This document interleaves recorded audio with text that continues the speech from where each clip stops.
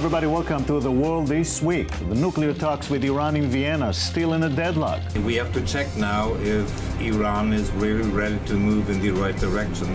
President Obama pushes his immigration reform, and the fight in Washington is on. We're not giving up. Jerusalem is on fire, violence almost every day. And Japan is in deep political and economical crisis. These are some of the issues we'll touch upon this Sunday. Jerusalem is literally on fire these days. With us is Nir Barkat, second-term mayor of Jerusalem. Thank you very much, Mr. Barkat, for joining us on I-24 News from Jerusalem. Good morning. How do you plan to restore some calm in this city? Well, calmness is a combination of, first of all, fighting incitement and making sure that people understand that calm is for the benefit of all.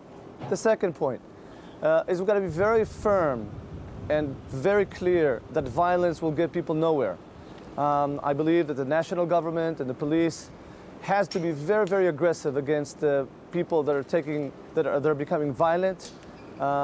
Third, we must work very, very closely with the residents of Jerusalem, the Arab residents, to restore calmness, return the kids to school, and last but not least, make sure that all around the city of Jerusalem we have the right deployment of police to ensure that law and order is back to the city, to all parts of the city of Jerusalem. Now, you have some specific plans. What are they? Well, deploying the police in all neighborhoods. Naturally, you know, there's no vacuum. If you don't put the police where violence occurs, violence will continue. So the deployment of the police inside all of the places that are violent is necessary. The second point is I've advised the national government to be very aggressive and increase the punishment against people that are the infrastructure for terrorism and for people becoming violent. We're also using special technology to get early warning signs in case people try to become violent. And there's an array of other issues that we have to take in order to return calm. In parallel to that, what we are doing is increasing our investments in the schooling system, working with the majority of the moderate residents of the city of Jerusalem, the Arab residents of Jerusalem. Indeed, the majority of the Arab residents want peace and quiet and seek to see that we indeed bring quiet back to their neighborhoods. Now, you're talking about the Arab neighborhoods. What about the provocations on the Jewish side? Well, any kind of provocation and violence will find a very aggressive and stiff police. We will not allow violence from either side, and it's our responsibility, the police, the national government, and myself, to fight any kind of violence, any kind of extremists, because Jerusalem needs peace and quiet and openness, just where we were a few months ago, and there's no doubt in my mind that's exactly where we will be down the road, hopefully in the near future. Now, Mr. Mayor, you keep saying over the years that Jerusalem is united, it is one city, but very often reality is completely the opposite. You have Palestinian villages who are not participating in Israeli life. Israelis don't go there. Even city garbage collectors don't go there. Is Jerusalem really united? Well, I firmly disagree. When you go to our hospitals, to our restaurants, to our job labor forces, you will find Muslims, Christians, and Jews. Both, if you go to the hospitals, both doctors, nurses, and patients. And indeed, you see tens of thousands of Arab employees, if not even beyond that, all around the city in all places. And that's where we were. I'm sure that's where we will be. There are no internal barriers except from security barriers, a very, very short period of time if the police needs to secure a specific location. But the goal is the openness of the city of Jerusalem. Can you, the mayor of the city of Jerusalem, can you walk freely in East Jerusalem? Yes, indeed, I can and I do all the time. The only exception is beyond the security wall, which is more challenging. However, internally in the wall, which is the majority, this huge majority part of the city, indeed, I travel and speak to people. Just the last 2 weeks, I was in many, many locations speaking to community council leaders, to school principals, to the PTAs of the different schools. And indeed, what you hear from all of them, they want to return to where we were just a few months ago. Now, I know you're the mayor and not the prime minister, but I'd like to ask you anyway, what is the political solution to this, if there's any? Well, I don't think that there's any discussion under fire or under threats of violence. I leave this to the prime minister, how and when to deal or lead the negotiations with the Palestinians and others. Here in Jerusalem, it must be very, very clear. We will not accept any kind of violence, and the city of Jerusalem has and will stay the united, undivided capital of the Jewish state. You know, Jerusalem has been in wars for like thousands of years. Maybe this is just something that is part of this city. No, I don't accept that. Jerusalem, for 1,000 years, was the place, the common denominator of all people from all over the world. The reason so many people care about the city of Jerusalem, because it's meaningful for so many. And today, since the city was reunited in 1967, you can go and see that the churches are managed by the Christians, the mosques by the Muslims, and naturally the synagogues by the Jews. And today, Jerusalem is an open, inviting city. Come peacefully, and you will be able to enjoy respect in the streets of the city of Jerusalem, freedom of religion. This is imperative we keep it this way. Jerusalem Mayor Nir Barkat, I thank you very much. Thank you. Our panelists are Barbara Palrom, Defense News Bureau Chief in Israel, and Dani Ayalon, former Israeli ambassador to Washington and Deputy Foreign Minister. Danny, the mayor of Jerusalem, says it's a united city. It's one. Well, if I were in his position, I guess I would say the same. But realistically, it's not the case, unfortunately. And I don't think that until we have any comprehensive deal with the Palestinians, it will ever be united. At the end of the day, I think what Ehud Barak offered Arafat in 2000 and was repeatedly offered by Ehud Olmert to Abu Mazen in Annapolis, probably this will be the case. You divide them, each one decides which one is his own Jerusalem, and then you can talk about unity. You're divided, but not divided. Barbara, is Jerusalem the fuse maybe for fire all over the place? Jacob, Jerusalem, more than any other issue, the occupation, territorial disputes, I would venture even more than the Iranian nuclear threat, is the most dangerous fuse. Because if not handled with this utmost finesse, it can insert God into this conflict.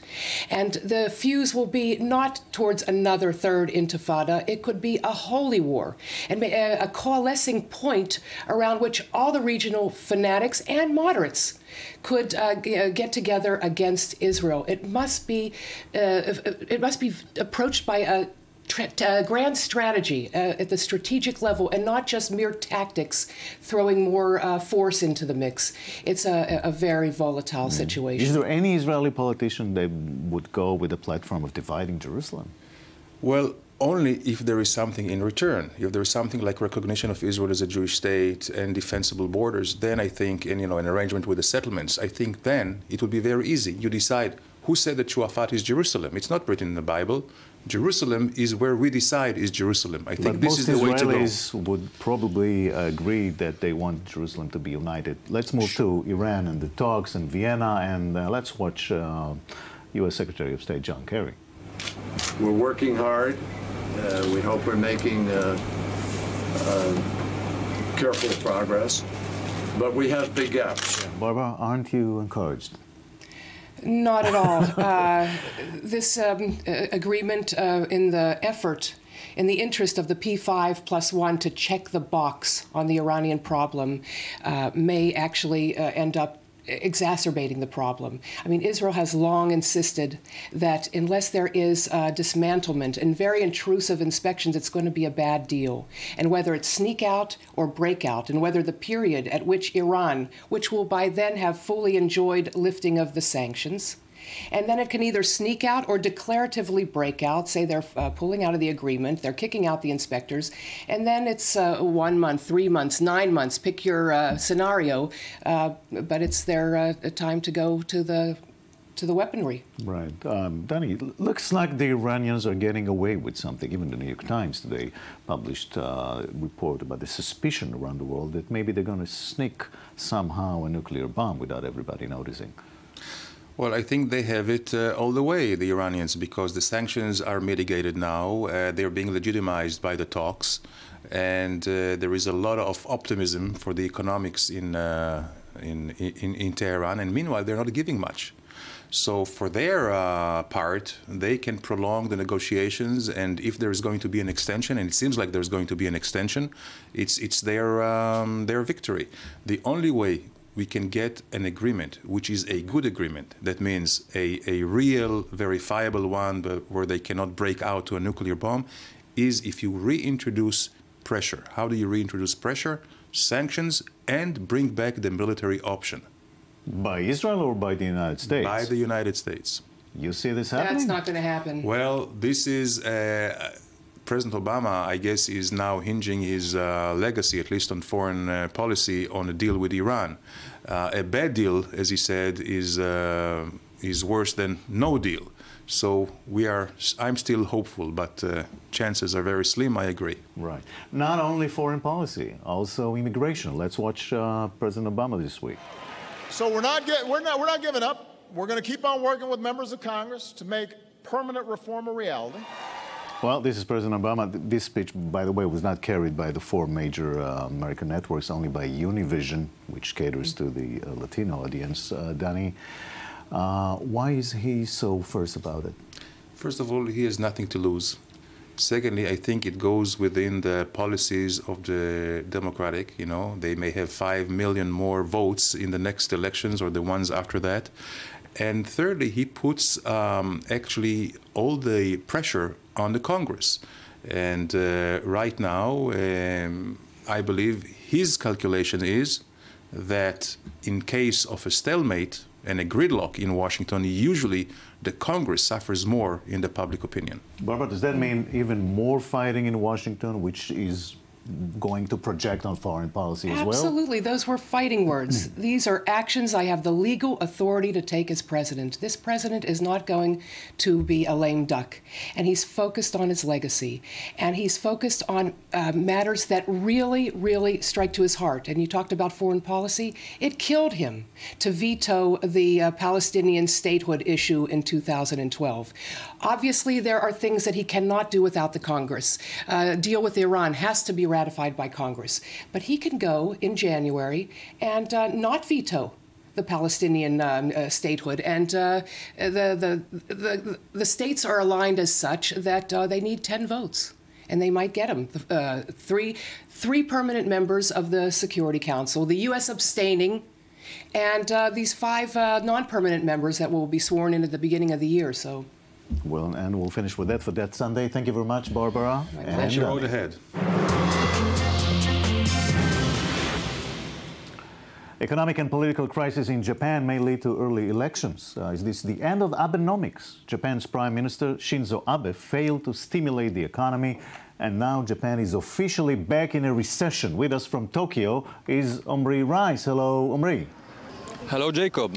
Well, how did Japan find itself suddenly in this major crisis? Yes, after more than 2 lost decades, Shinzo Abe, the Japanese Prime Minister, along with Japan's central bank, introduced a new innovative policy that was supposed to rescue Japan from its economic predicament.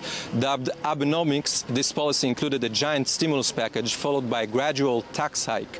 Abe already managed to push the consumption tax from 5% to 8%, but then the country's GDP started declining. This fiscal experiment can end quite badly, and now Abe decided to dissolve the parliament and call for snap elections as a vote of confidence in his plan. Abe also hopes to buy himself some more time to implement his reforms and for the market to recuperate a bit more. Now, how can he raise taxes and expect to stimulate the economy at the same time? Yes, some people in Japan call this latest downturn a technical recession. It was expected that the tax hike might damage consumers' confidence, but in the long run, Japan's central bank assets and bond purchases were supposed to reverse Japan's deflation. On top of that, there are also other changes that Abe pushes for, empowering women to take a larger part in the workforce, internationalizing Japan's universities, and even the 2020 Olympics looming in the distance. The key here is to strike this delicate balance between spending on the one hand and leaving more taxes on the other. But as long as Japanese consumers are skeptic and all these other political reforms are too sluggish to kick in, Japan will unfortunately continue to be caged in stagnation. Now, so is this the end of the so-called Abenomics? Well, most observers argue that wages in Japan must rise so that households will be able to weather the rising costs of living. Second, Abe will have to go on with a tax hike sooner or later, since it's an essential part of his policy. The elections, planned to take place within about a month, will probably weaken Abe's party, the LDP, but he's expected to win again. With less political power, Abe might find it even harder to promote Abenomics and eventually even resign. This will mean the end of Abenomics and the end for Abe.